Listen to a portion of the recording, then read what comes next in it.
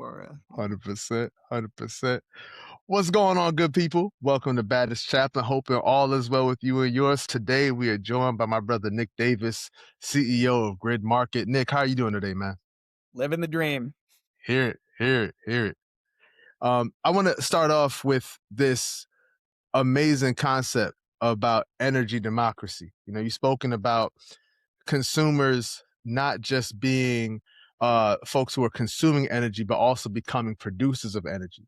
Talk to us a bit about what inspires your passion for energy democracy. Yeah. So when you look at kind of the root of our economy, how people communicate, our general dependencies in this society, energy is really at the core of a lot of those things. And since I would say Thomas Edison started deploying mini grids in New York, Mhm. and he was the first to do it, energy has been really dealt with the same way. You get big centralized power plants and they're pushing electrons through wires, or they're Mhm. pushing gas through pipes, or, various things through pipes that then get burned at a power plant and then, pushed to you as a consumer. Right. You've got, especially across the US, these regulated monopolies that are called utilities. There are over 1,200 of them in the US. And Mhm. they get to do whatever they want. There's a little bit of state regulation, but they tell you how much you're going to pay. They tell you when they're going to upgrade their systems to accommodate, more load growth, we call it, so more electrical Right. users. Um, and you're really at their mercy at the end of the day. And, for the last 40 years, it hasn't been that bad because electricity prices haven't risen that much. Mhm. But if anyone's looked at their electricity bill, or their energy bills in general over Come the last on. maybe 3-4 years, Right. you know, we're feeling it as consumers Mhm. from a residential perspective. And if you're, a commercial or industrial user, Mhm. and if you're in certain locations, if you're in like California, for instance, Right. I know electricity consumers that their rates went from 8 cents a kilowatt hour to around 35 in a 3-year span. Goodness. Goodness. So, from an affordability perspective, it'll kill your business. Yeah. It'll put you underwater personally if you don't have shock absorbers for those changes. So, Right. you know, when you look at a decade or so ago, doing on-site energy work and being in control of your own energy systems, be it batteries or solar power or fuel cells, other things that are out there, being Uh, energy efficient, having, EV cars that can communicate with the grid. These were all right. nice to haves. Maybe you save a few Uh-huh. bucks. Maybe you're passionate about the environment. The reality is right now, in order to insulate from really the biggest price hikes in history, for these kinds of commodities, you have no choice. You have to start managing your own systems, and Right. you have to see kind of the most that you can do at your own home, and you've got to be a little more proactive. Mhm. I thought we lived in a world where everyone was really going to have to be a mini expert in their own right. Sure. Then, enter AI though, and the reality is like you're gonna have AI agents that can optimize your energy consumption and tell you what kind of solar power or battery storage to put in your house, how that can Right. interact with the vehicle, et cetera. So it's all becoming easier, fortunately, and not everyone has to become an energy PhD. Oh, that's real comforting to hear for sure. I'm thinking about the narrative around AI though, particularly with its energy consumption. I remember going to like a conversation that was happening at a local chamber of commerce, and the representative from Gemini was talking about it, and I was just like, "Hey, why can't y'all use dirty water? And why does it have to inflict so much damage on everyone's energy bill?" Like, so while on one hand it's allowing folks to have this sense of, okay, I don't have to have a PhD in energy. On the other hand, it's like, is this the cause of the energy spike? Like, how do folks make sense of that? Yeah, right. Sometimes the things that are causing the problem also pose the solution, and sometimes Right, the right. opposite. Right. In this case, the reality is AI and these big hyperscale data centers. I think there was a water issue. Um, Mhm. Now these things don't completely suck up everything anymore. Right. They went from more of an open loop cooling system to Okay, now everything's closed loop. So most of got these you. things now sip water because of that issue. So that's the Uh, thing. These things innovate very quickly. for Um, sure. but it's the legacy data centers from like 5, 6, 7 years ago that are still sucking communities dry Got from a you. water perspective. On the energy side, the reality is utilities haven't had to invest in their grid infrastructure, in their transmission and distribution, Yeah. substations, all the things in those pipes and wires that Mm, allow you to actually, efficiently provide electrons to your customers. They haven't right. done anything in decades. So, the reality there is hyperscalers and AI, it's getting conveniently blamed for a lot of the lag that Sure. utilities didn't have the foresight to do when they should have done it. And Right. monopolies, unless they're pushed, often don't do the right things. Right. Why would For they need to? exactly, because everyone Yeah. sits, they get their pensions, that they spend 40 years in a job, and like Yeah. then they're out. Now everyone's being forced to innovate. Mm. Um, and most of the big hyperscalers now, because of the perception that they're putting too much burden on the grid, they're all coming in with their own generation systems. So Okay. that's the world we live in. They're doing things Right. like geothermal.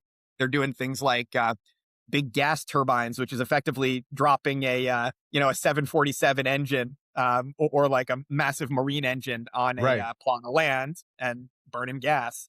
Yeah. Um, you've got small modular reactors and nuclear coming out. Mhm. So big batteries and statcom systems. It's all jargon, but the reality is like everyone's moving towards this idea of energy democratization, where it's going to be on site. It's Yeah. produced at the point where it's being used, and Right. anything generated in excess then can go to the grid and get exported for added benefit. You know, the reality is like when you look at kind of the future of all of this, there's no choice but to have energy abundance because our dependency on all the technologies, Come the on. Right. data, um, you know, we'll get into a little more of it as we go, but there's Sure. just so much that's completely dependent on these systems, and Mhm. it's accretive, it snowballs, and Mhm. uh, you know, energy. We'll get into it. Yeah. Too much riding on it for it to just be ignored, essentially. And too many fundamental processes in our economy to just solve it, by sipping a little less. We're going to have to Sure. Sure. generate it clean, and we're going to have to generate it abundantly. I hear that, absolutely. I'm thinking about the ways in which Hurricane Sandy happening back in 2012 impacted your view on this and led to you founding Grid Market. I'm thinking particularly about the blackout then, and maybe even thinking about the blackout that we experienced back in what was that summer 2003 or Yep. 2004, whatever it was. I think 2003. Yeah. How does that traditional grid still look as vulnerable as you've already discussed today? Or have we made enough fundamental changes to how we build for resilience? The reality is when those kinds of big disasters take place, everyone does a little bit. Mm, Oftentimes, there's one missing link or missing element that throws the whole system off. And sure. yeah, and everyone tries to figure out how to, everyone tries to figure out how to unbury from it after. And when you look at Hurricane Sandy, just things from previous blackouts and previous flooding events that people did that still failed, you Mm, know, you you had people who learned from previous flooding in hospitals, for instance, along the East River. mm, They decided to put their backup generators a floor or two up, so they all went on the second or third floor, so it wouldn't be got knocked out you. by flooding. Right. They didn't keep them up, so the O&M was bad. They didn't have diesel in these things, so Got you. flooding happened, and they still needed to bring everyone down on crash carts and on gurneys down the stairs. Oof. Okay. So they still make those mistakes. Right. That's the story of all of this. We're running the energy transition for the government of Dutch St. Martin, and Uh-huh. they had the foresight to bury all their power lines, which is like, hey, so another hurricane like Irma Right. comes and our power lines are buried. However, all their generation systems, so they have these big heavy fuel generators that get, Yeah. because it's easy to get shipments, they Mm. sit on the beach. So a storm comes, they get Oh, knocked out, they get right. flooding. So nice that they buried their lines, but the Yeah, power still all goes out, right? But everyone exactly. solves a little bit, but not Mhm. everything. Right. Um, that's the problem, and you really have to look at everything holistically as a large Sure. system, in order to make it work. So, you know, Hurricane Sandy was definitely a wake up call for everyone, and we launched out of a partnership that was really focused on bringing this Mm. concept of self generation and on site generation um, to New York and then expanding beyond. The first big project that we did in the wake of that was actually at a namesake of your boy. It was Marcus Garvey Village in That's right. Uh-huh. and we took 6 city blocks, basically off grid with a combination of fuel cells, a giant battery, and then solar power on 6 city blocks on these rooftops. And Right. that was the most vulnerable blackout, you know, um, prone part of the grid. So like where Uh-huh. power always cycles out, they're paying huge amounts for demand spikes, and this is great. It's like add resilience, make sure it stays up when the grid goes down, Yeah. smooth out bad power, save money, and do it cleanly. So there's that triple threat that we're typically going for. But that was like one of our first launchpad projects that came in the wake of the hurricane. Oh, for sure. Sure. And I love that you're talking about it in that way because to your point, especially when you're dealing with like bureaucracies and governments, there is the sort of erring on the side of like incremental progress. But Yeah. whenever there's situations that are drastic, or particularly if you think about like under resourced spaces where it's like, no, we can't do this incrementally because they're already a generation or two behind. And just thinking Yeah. about the ways in which innovation can help catch people up. Well, and the natural disaster stuff got us moving, and some people responded to it. But the sad and interesting thing about all of this is natural disasters. People close their eyes, and a year later they forget that they happened, Of and course. they still gravitate towards those incremental changes you're talking about. Things go too slow. This AI hyperscaler issue in the energy world, that's the only thing that's now pushing the grid towards modernization and moving things Right. in a non-incremental fashion. So it's Absolutely. you know, in the US, everything's money motivated, right? Oh, So of like course.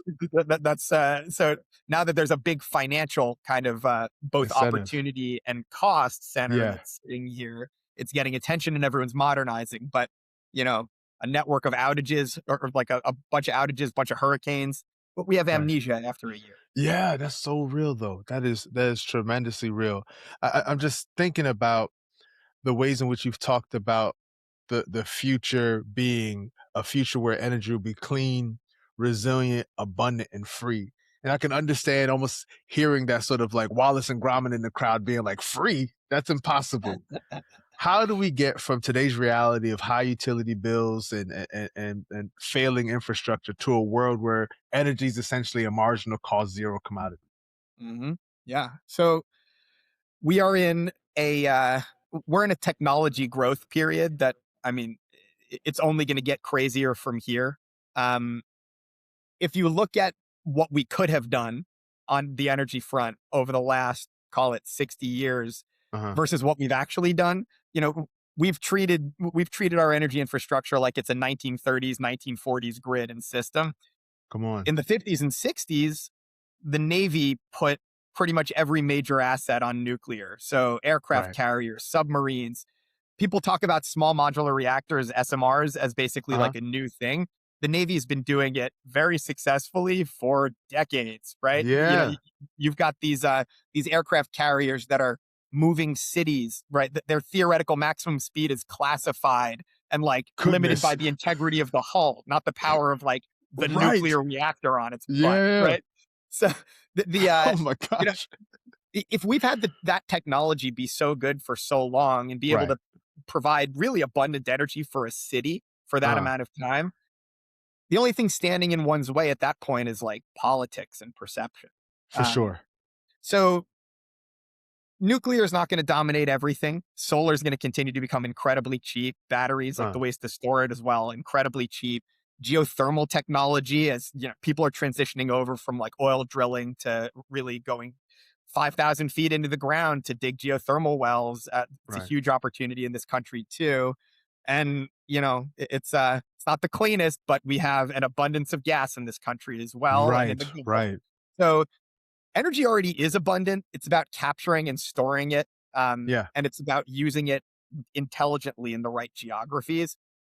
If we do very little, we're basically going to have nuclear abundance for energy in the next few decades. Wow. And what that means is, 50 megawatt small modular reactors, thousands of them all over the country, producing what will eventually be an almost zero cost for energy. It's not going to be worth charging customers for it. Right. It's going to be amortized into the goods or the data that they're selling because it's going to be so cheap. Yeah. Um, so when you look at how that's eventually abundant and free, Uh-huh.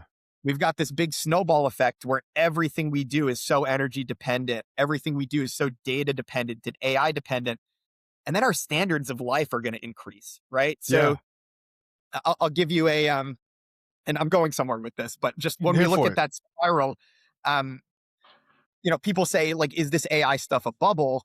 The reality is like, let's say all of a sudden we're able to do all of our medical diagnostics now with AI and you can't Mhm. have any latency and you need your result now. Then Right. next phase, robots are doing all your surgeries. And instead of a 0.01% error rate, it's down to Mhm. 0.0001%. Right.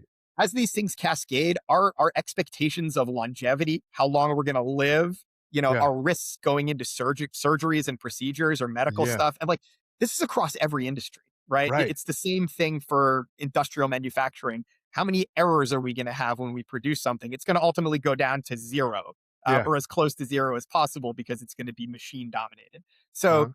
the more dependency we have on that, the more we have to feed our data centers and the more we have to like feed Of these course. gigantic factories, the more we're going to be producing, which means the more electrons we're going to need to generate.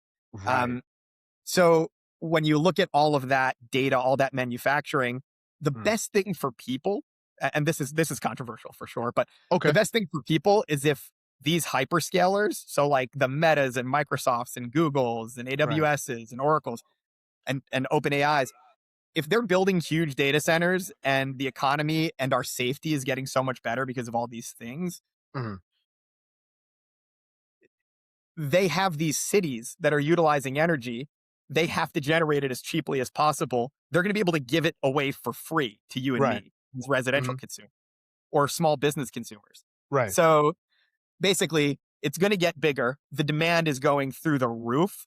And the Uh-huh. only way it works and the only way it doesn't kind of kill everything is if they're giving, is if this basically becomes free for the masses. So Yeah, yeah. that's why I think it's going to go that way. I mean, I love this, um, articulation of it because I think I see the benefits in how you're describing it.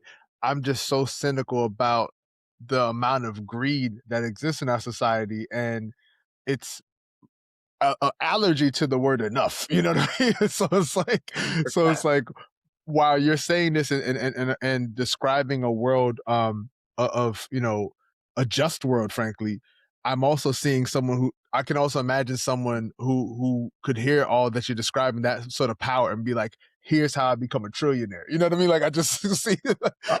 100%. Well, and here's the nuance. I think it's above my pay grade to say whether the result of all of that will be a just world or Fair. whether it, yeah, or whether, these things will ultimately be good for us as a society. Like, I don't Right. know, right? Yeah. I just know where it's going, right? Like, Yeah. there's a part of me that, when I was younger, I had this idea of opening a bar called Edison's Mistake, where there's no electricity, everything's candlelight, and you're like chipping ice off of blocks. And Right. Right. there's something nice about having no lights on and being able to see the Yeah. stars. Like, are we better as humans because we'll have electricity abundance and we are making all these things, and because we're going to go Right. to space and like, produce infinite goods? Right. I don't know that we're better off, but it's where society's going. So, Sure. Yeah. I think it's nice to have the luxury of saying, I want to turn the lights off rather than like being in a situation where I can't turn the lights on. I hear that though. no, Yep. it's very true. I mean, we are absolutely accustomed to creature comforts and Oh, everything. It goes back to the point I was making uh, before. Like, in our current world, we have yeah. standards like a lot of our electrical grids power our water infrastructure. So Right. water goes out or electricity goes out, power grids go So does out, and in water. a lot of Yeah. places in the US, you can't get water. Totally. LA has the most energy intensive water in the country. It has to get trucked over, it has to get piped Yeah. over Pumped. mountains. Yeah. Yeah. So there are things like that that are basic, then things like air conditioning, right? Yeah. We have all these people living in the southeast, right? And the Right. southwest, which is even more Right. unforgiving from a climate perspective. And like, Mm-hmm. your AC goes out, it's a problem. Oh.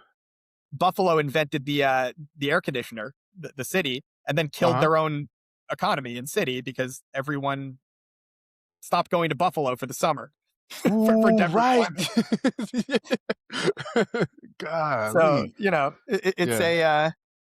it's interesting. It's like, in these industries, Uh, I was very idealistic when I was younger, but and sure. I believe in a lot of these things. I want energy to go clean. I want as much preservation of our natural environment as possible.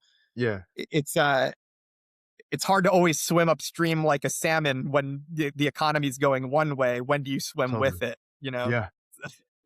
No, that's the difficulty in terms of learning how to balance the innovation that's attached to idealism with the pragmatism that kind of keeps us grounded. That's the leader's dilemma, you know? Exactly. And I Yeah. think that touches on a lot of the work that you do, right? You have to keep us grounded in both the spiritual world and in the moral world, as we're 100%.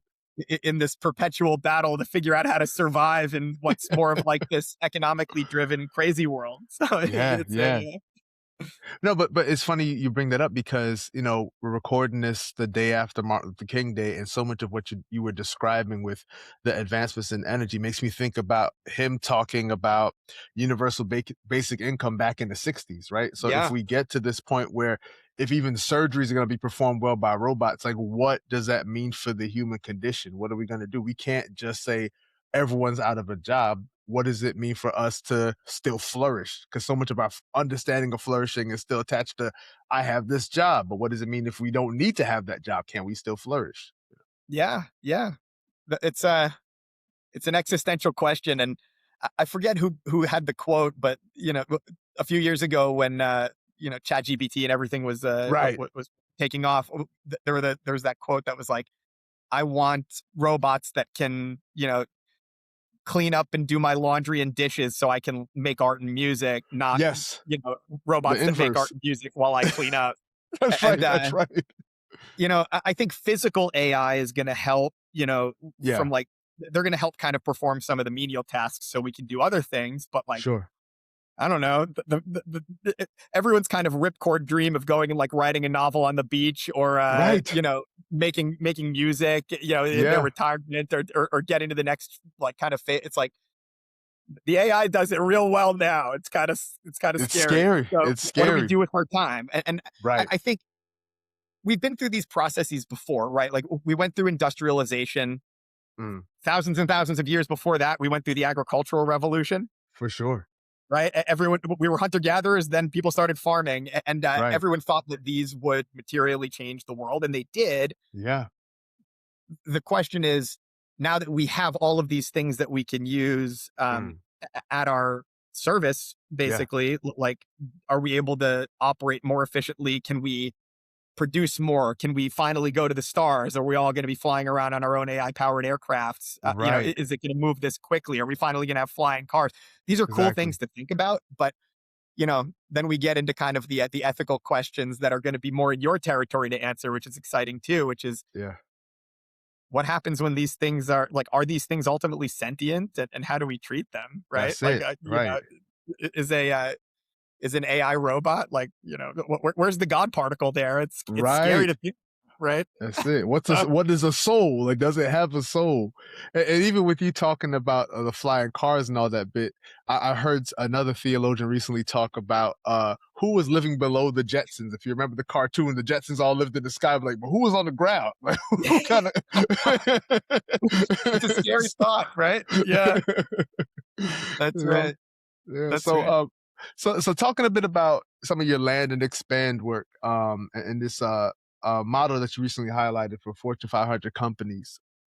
In your estimation, Nick, why is that first project always the hardest, and how is grid market shortening that pilot to portfolio gap for companies?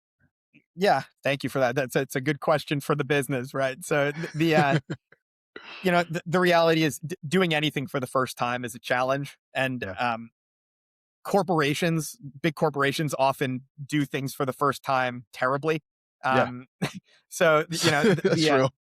they are a living, breathing bureaucratic organism in a lot of cases, Uh and huh. unless you're with a really special group that can cut through a lot of that red tape, Yeah. you're going through a million checks. and balances. It's very efficient. It can be as difficult as getting something through Congress, and I mean it. My Right? goodness. It's a you've got people in the middle to convince initially.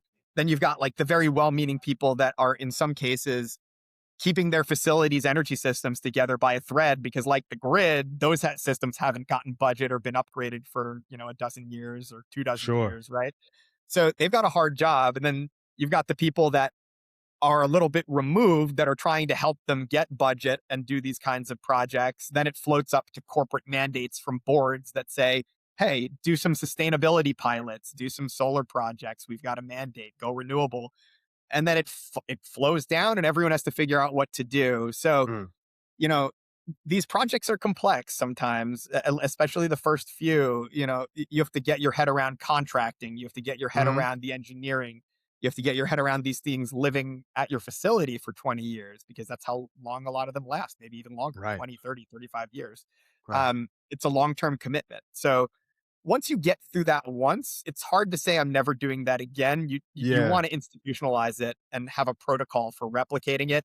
And then Mm. after you do the one, do the next five. After you do the next Right. five, do the next 100. So we Sure. like to work with these big portfolios that have dozens, if not thousands, of Mhm. facilities in certain cases. And it's why we like to work with whole countries in certain cases. Right. Um, because we can pretty much all that institutional knowledge, the approvals, the protocols, the learnings, we can do that real kind of hardship once and then quickly Mhm. scale across the rest of the country, portfolio, territory, etc. For sure, for sure. Just jumping to your work with nations, you've been deeply involved in transitioning the Republic of Palau to renewables. So, you're based in New York. What can another New York business, perhaps like a commercial real estate owner, learn from your work with a microgrid project on a Pacific island? Because I'm, thinking about all the sort of like skepticism, like, oh, how does that translate? Like, how would you articulate the ways in which it translates? Yeah, I think the we're all in this connected world and we all are dealing with a lot of the same problems, right? Yeah. Whether you're, a building or a city block or a neighborhood in Brooklyn or Yeah. Tokyo, or whether Right. you are, a nation of 20,000 in the Pacific. Yeah, yeah. At the end of the day, your people have power outages sometimes. People are paying too much for their electricity. People are at the mercy of utilities or importing, if you're out in the Pacific, you're importing a lot of diesel. Mhm. And then you're reliant on other nations to set prices for you and to deliver everything timely. And then your utilities have to store it, right? So, Right. what I've learned most in all of this is it's all the same everywhere. You might have different energy Mm. sources everywhere, but we're all dealing with a lot of the same problems. Mm. The things look different in different parts of the world, of Mhm. course. But at the end of the day, we're trying to survive. We need power to talk to our families, to get connected for work. To watch the, local sports team play. Right. And we're being charged too much for it in a lot of cases. Mhm. And the quality isn't perfect. It's not always on. Yeah. So if that's the recipe, and you could look at this across all industries. Like if you're Mhm. a housing developer, you can look anywhere on a map and be like, hey, in the Pacific, housing affordability is also a huge problem, especially in these relatively high income nations like Yeah. Palau, Samoa, Tonga. These aren't poor countries. Right. They're like you know they have affordability issues. Everything's imported For in. So whether sure. you're like an import Right. export business, a food business, an agricultural business who can go in with, Yeah. with vertical farms and start growing for locals, um, investing in locals to do it themselves, which is the best thing Mhm. you can do. Of course. Um, there's or a real estate developer who can come in and help solve a housing crisis. At the Mhm. end of the day, like everyone's trying to solve the same challenges. We had an interesting partnership with the UN. They brought us Mhm. into a lot of these places in order to expand capacity, Uh-huh. and just help them be able to kind of self-perform and do their own energy work and really support them with our platform. And Yeah. that's a lot of fun. But it's not rocket science. Mhm. If you're willing to have an open conversation with either like government officials or people on the ground, you're going to fall into opportunity. Right. What sort of, like, soft costs and energy projects are you most obsessed with killing right now? You're thinking about your move away from traditional consulting toward this AI driven marketplace you described. Like what are those soft costs you're like, we need to just cut this fat? Yeah. So when you look at what goes into a project, I think might be even more now, but it's probably around 50-50 at this point, where Hmm. 50% of getting a project installed is the actual, call it, hardware. So Yeah. big battery packs, solar modules, getting that stuff installed. Then half of it, and for some technologies even more, is Hmm. the process of getting it engineered and permitted, paying various fees to interconnect it, Hmm. paying the utility to basically, like, paying them a ransom in order to get the ability to connect, whether Yeah, yeah. you're like exporting it onto their grid or not. A lot of the time they can regulate whatever you do. Hmm. Um, Paying lawyers for contract negotiations, paying consultants to do all the design work and to tell you that it's going to save the amount of carbon that you want it to save, or that it's going to Right. save the amount of money you're going to save. Most of those processes can, frankly, at this point, be automated. Okay. So what we're trying to do is compress things as close to the cost of installing the hardware as Hmm. possible, so more people can do it. Right, like Yeah. turn on-site energy into effectively a commodity through automation, and Hmm. make sure that the price is actually the price. People aren't Hmm. paying a premium for, what they don't need to pay for. They've Yeah. got templated contracts so they can skip legal. Hmm. They've got, automated design by just Hmm. clicking on a building using a Hmm. platform, like something that looks like a Zillow. You click on a building, it tells you exactly how much to install where. That's Um, incredible. yeah, that's those are all the kinds of things that help us skip a few steps and help make these Hmm. things cheaper, makes it more accessible for everyone. And the nice thing about a lot of these assets, things like Hmm. geothermal, things like solar, even nuclear, right? Like, Hmm. these are perpetually generating technologies. So um, once you put your initial investment in, these things Hmm. produce electricity without an input cost, aside from some operations and maintenance. They Hmm. produce electricity for the next 25 years after it pays you Wow. back. I'm thinking about the ways in which this work can sort of do what I read that one prime minister, for example, had asked for a bid process to take months, not years, and just the ways in which we want speed and something that's been so much of a laborious process for people. I'm thinking also about the ways in which, because people want that speed, there also can be blind spots, particularly about their own or building owners' own property energy potential. So, in what ways have you encountered these blind spots and tried to work with clients to sort of say, okay, I know you want this done quickly, but here's something you need to pay attention to? Yeah. You know, this is kind of this is a classic example of something that the machine does better than the people. Oh, yes. So from a talking about kind of even machine learning and AI in its earlier forms, in order to kind of ferret out exactly what kind of energy projects could be identified at a building, Hmm. what the sizings should be, ancillary opportunities, turning over every stone to make sure it's optimized. Yeah. That's something that we've been very good at for like a decade. Uh-huh. What we are less good at, and what customers are less good at, is emotionally detaching from, their perception of a Sure. particular technology or a path. Yeah. So when it comes to like recommendations and forecasting what's going to happen with the grid, the machines typically get it right, Hmm. but then you'll have people that get it wrong. You'll have someone who Right. says, "Hey, I only want a gas burning system here." And you'll say, Yes. "Well, you're in a perfect place to throw a solar module on the roof and Uh-huh. have a battery manage the power. You'll have a payback in under a year, and then you basically have free energy for the next 30 years." And they'll say, I heard that having a solar panel on your roof could fry your brain. Right? It's like, "Oh, well, where did you hear that?" I Right. don't know. My cousin told me, That's right? right. So it becomes more emotional. Yeah. Or someone will say, "Well, there was a fire 15 years ago at some facility. Hmm. So I'd rather like not do X." And then you'd say, well, do you know how many boiler fires there are, like, every year? Oh You know, my how goodness, right. many gas fires there are in such and such a place, and Yeah. they'll be like, "Well, I didn't see it on the news most recently, so it can't be Mhm. true. So let me not do this." So the machines get it right if you set them right. They'll tell you what's the safest, what's the Uh, cheapest, how to optimize. They'll tell you what technology to install. Like we've had all mhm. those things doing very well for quite a while. Yeah. It's whether people trust it and what Right. they implement. And that reminds me of, you mentioning earlier that you position grid market as something that's like technology agnostic. How do you encourage people to be detached from those things? Because I think about you trying to convince someone to use, solar power versus more traditional, like dirtier sources of energy. There's so much skepticism about expertise, and there's so much, like my cousin heard, I saw on the news, I saw on social media. How are you working with folks to sort of break through those sorts of stigmas and suspicions?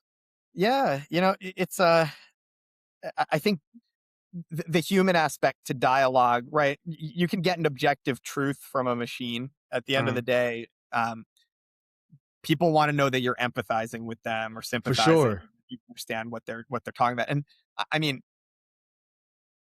I've been doing this business for like almost 15 years at this point, maybe Come more. on. Um, I don't think anyone has made an objective, rational decision on choosing what types of energy they install from our recommendations. I don't Right. think there's one customer that said, "Yes, let's do these 10 things." They Uh-huh. always pick from the menu because of a variety of subjective reasons. So, Mhm. all we can do is give them the menu and give them the objective facts and tell them we understand, even sometimes when we don't. Um, but at the end of the day, people pick from a menu and no one ever picks right. No one ever Right. picks 100% right. But Yeah. we always tell them what's right. Right. I hear that. I hear that So for all you can sure. do is be a yeah, you can be you can be a guide, right? That's it. That's it. Because people have agency and people are gonna do what they want to do. That's something I see Exactly. on my side of the street as well. Of course, right? Right? I'm sure people p- people pick people pick the things that they want from in everything. 100%. 100%. Exactly. When you think about legacy, and, project pipeline of billions of dollars on your platform, what is that one metric, obviously besides revenue, that you track to know if grid market is actually winning the fight against climate change? Like, this is something where I imagine it sometimes feels like you're swimming upstream with the ways in which there's going against a ton of skepticism and political forces. What's that metric that lets you know, okay, today was a good day or this was a good month in our fight? You know, there are so many objective ways to qualify it. It's the amount of kind of the amount of carbon that you offset, the amount of resilience even that you bring. Because the thing we've always liked to do is the mitigation is when you're kind of installing technologies or removing carbon, but then adaptation is how do we if we've got a world with more weather intensification, if we've got more power outages because our grid is failing, how do we make sure that people have the bare necessities and have uptime? So sometimes we measure things in, you know, is it 5 nines resilient? So Yeah. is your power going to be on 99.999% of the time because we installed systems that allow you to more efficiently manage your energy? So that there Wow. are those Wow. kinds of metrics. At the end of the day, you know, it comes down to subjective truth. What matters is if you get a Oof. successful deal done, people are happy, your partners get promoted because it worked out well. Right. People feel good because they saved money, or if someone says thank you because you helped their business out or you helped them Right. personally. That's it's what matters in the end. It's the human element. So Yeah. No, I hear that. I hear that for sure. And it's such a comforting thing to know that at the end of the day, like we're still always talking about people, and that's something that whether you're talking about theology, politics, or business, you're always yep. engaging with people. There's always a human element that has to be respected, if not honored and cherished. And when it's lost, that's when everything goes awry. So that'll be the Yes. most interesting thing as kind of AI goes everywhere is how to how to maintain that level of humanity and foster those levels of connection when so much is going to be automated. And Right. we've already done this vast trial run with like social media and everything to see how bad things can get when people are like sitting behind a screen, not For interacting sure. with this, right? Like people will say anything to each other. They'll be Oh, nasty. Everything gets politicized. You have yes. bots fighting humans and bots that are Yes. fighting bots and humans that are on the sideline saying what's going on. Right. We need to figure out how to preserve those elements even as we draft on the benefits of AI, right? Like Totally. having robotic surgery with 0% fail rates, Right. or smaller, that's great.